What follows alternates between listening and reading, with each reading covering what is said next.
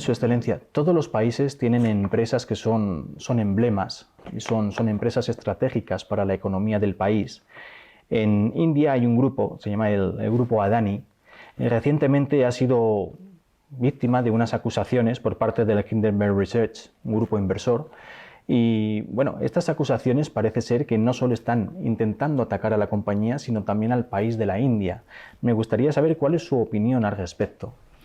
No, the Adani Group is a very good company which has done very well in India, and the job of any country is to help its companies do well. I've heard about the report, the Hindenburg report. We've seen the accusations. It is all in the media right now, the accusations. There has been no study done whether the accusations are correct or not correct. But as a government, our job is to make sure that our markets do not suffer, that the politics doesn't suffer, that trade doesn't suffer, that business doesn't suffer. Because the Adani Group is associated with many other companies. It's a huge economic group. So anything which hurts the economy of Adani will naturally hurt economic interest of all people related to that company. So our job as governments is to make sure that it does not hurt people, that it does not waste economic resources. And that is our first aim. And so whatever is happening on the Adani Group, it's a private enterprise. It has to handle it on its own. It is not for government to decide whether it is important or not. But anything which affects the economy of our country, as a government, we are responsible. We have to make sure that it does not affect the economy of our country. And this report has affected the economy of India. Dentro de las líneas macroeconómicas de la India, está asumiendo actualmente la presidencia del grupo G20. ¿Cuáles son las propuestas o las líneas macroeconómicas que quiere presentar el país al mundo? See, the G20 presidency is by rotation, and it has come to us this year. And we take it very seriously, because for us, the G20 today is the part of the reformed multilateralism that we are looking at.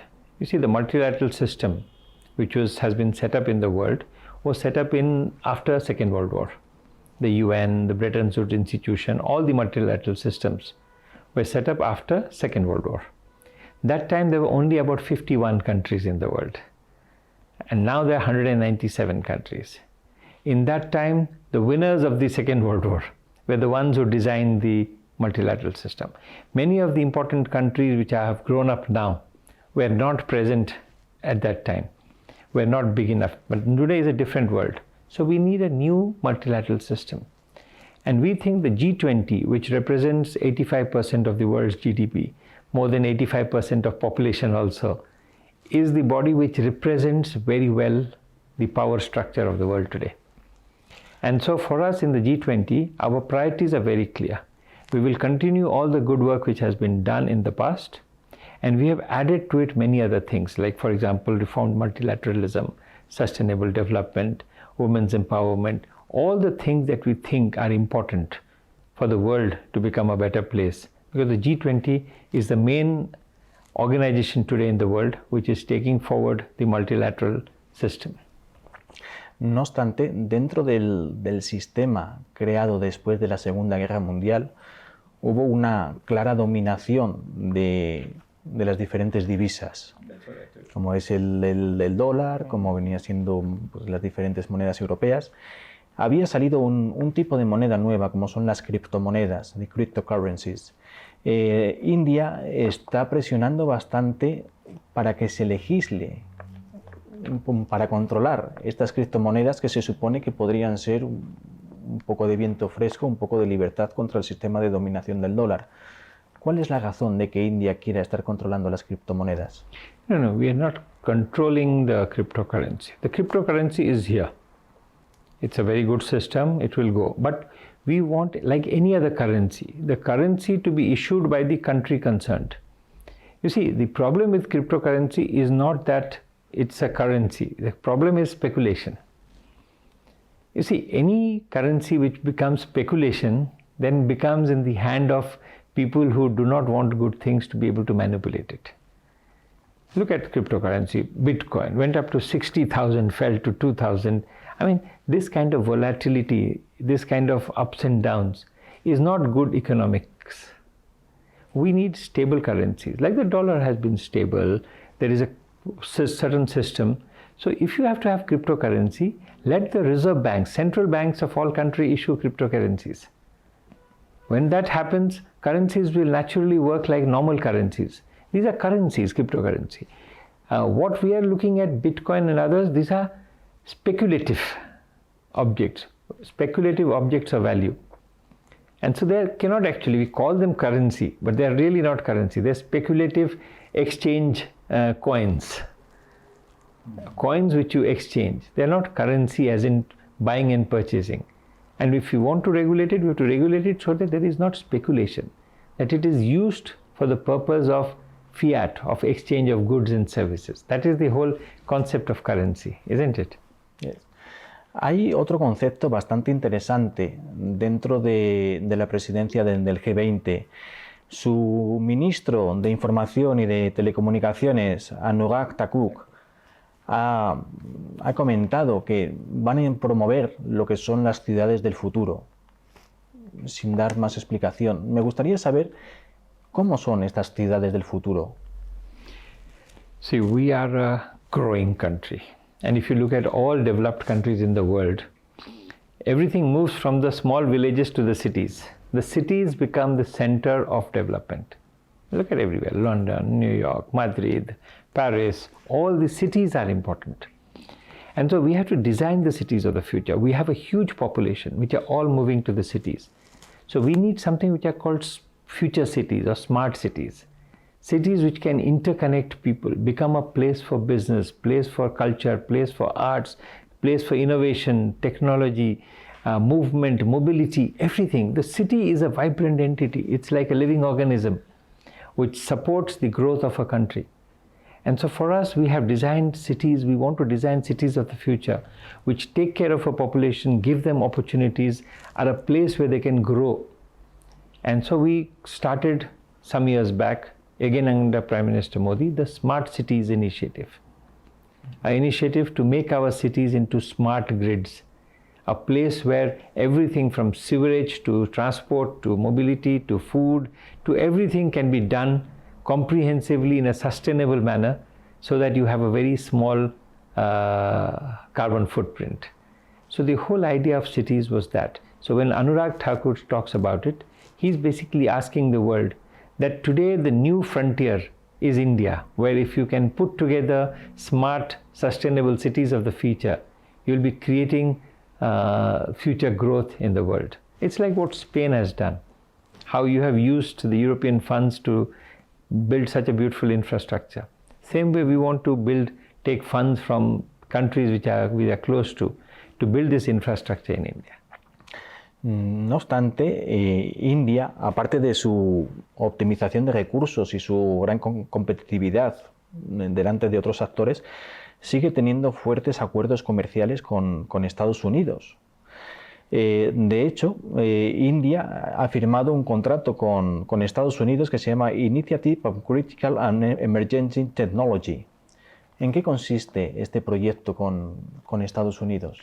I told you, for many years, because of two reasons.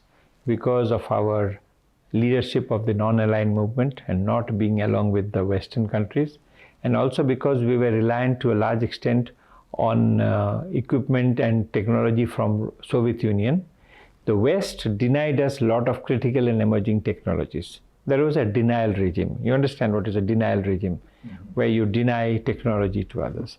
But over the last 20 years or 25 years, and especially in the last 9 to 10 years, we have reached a very close level of comfort with the West. And today the USA is one of our closest partners. And they want us to have the critical technologies and emerging technologies which did not give us in the past. So this signing of the agreement is to show that the US is now willing to exchange and to partner with India on critical and emerging technologies. So this is very important, because getting the technology, we have the brain power and the manpower to be able to do it. We need the technology and the funds to be able to develop India into a technological hub of the world. No obstante, estos acuerdos con Estados Unidos chocan diametralmente con los intereses de Estados Unidos en la arena geopolítica, porque India tiene también muy importantes acuerdos en la materia tecnológica y en la materia militar con Rusia. ¿Cuáles son los acuerdos que tiene con Rusia y cómo pueden colisionar con su alianza con Estados Unidos? No, there is no. This was something in the past.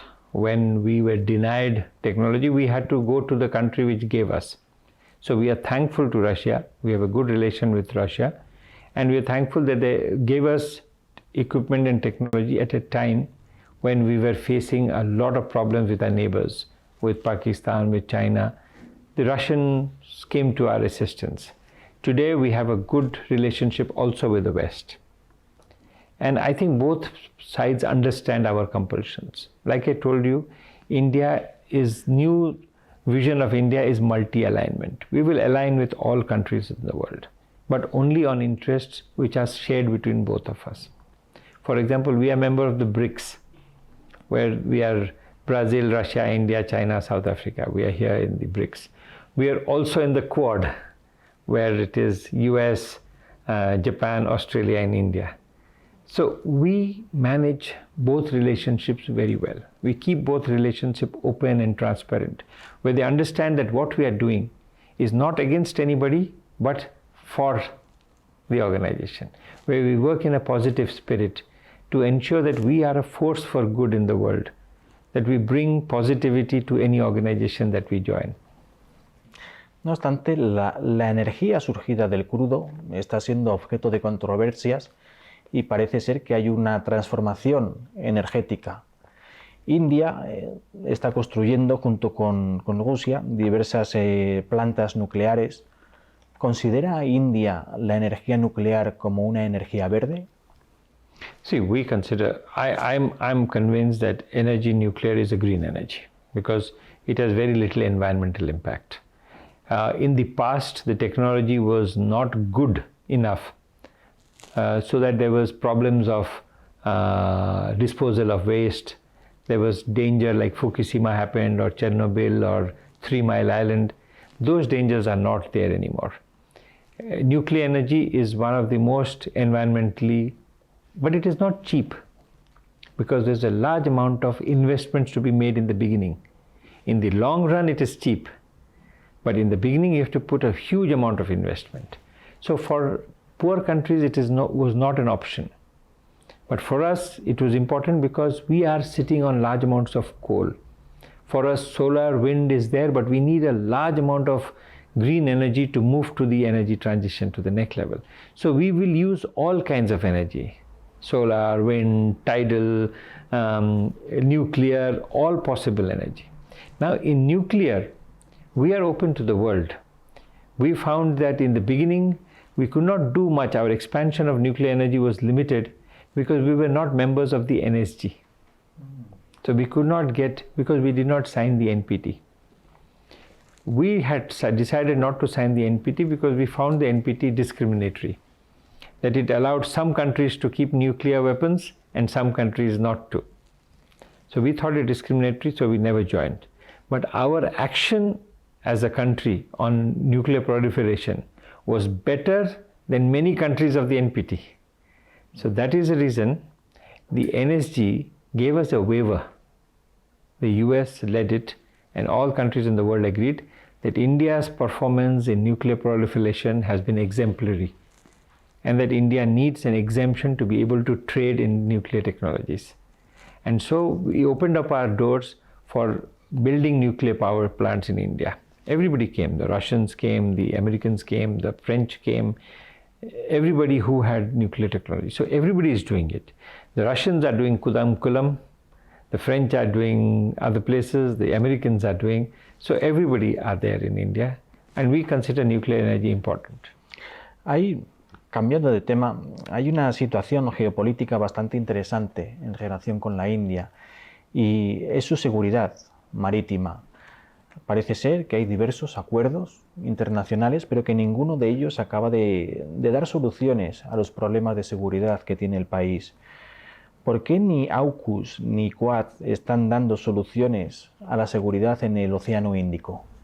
See, you have to first understand one thing. The Indian Ocean is the only ocean named after a country. It's India. We sit right in the middle of the Indian Ocean. So security of the Indian Ocean is first our prerogative. We do alliances with other countries to make sure that everybody works peacefully for the security of the Indian Ocean. And we have very good relations with the French, with the Americans, with every other person who are active in the Indian Ocean region. With China, we have some problems, but we still do not have an issue with Chinese as long as they do not try to compromise the security of the Indian Ocean. But the alliances, the Quad is not a security alliance. It's an alliance of democracies on values, and we are working on a lot of issues. Security is one issue, but it's not the main reason. India is not part of AUKUS, but AUKUS is a security relation which is there for the safety of the Pacific, Indo-Pacific. These are all alliances. Like I told you today, the world is about multi-alignment.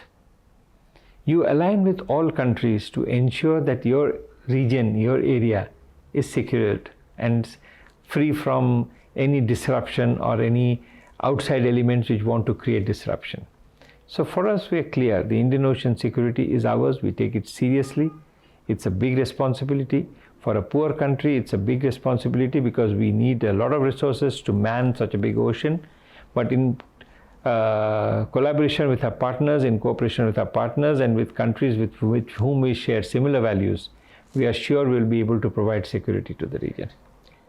Hay una relación bilateral que India no consigue solventar a través de las alianzas múltiples.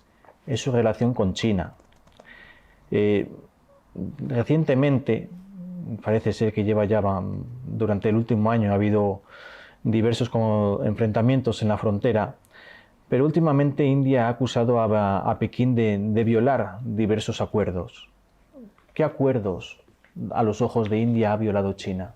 See, for many years, India and China have been negotiating the border agreement. We have a huge border which is disputed by China, and so we have a series of meetings to regulate the border. There is an informal agreement between both sides that while the discussions are on, we will not try and disturb the border. That we will not take any action which will change the status quo. While we are discussing, China violated that agreement by coming into areas which it had never come before, by doing something which was getting into our territory in Galwan. Before that, they went into Doklam. Many other places they have done it. They do it, it's become something which China does, like in South China Sea. First they said, these islands, we will not go there. Then they reached there. Then they said, we will not build any ports. Then they built ports there. Then they said, we will not have any activity. Now they have all activity there.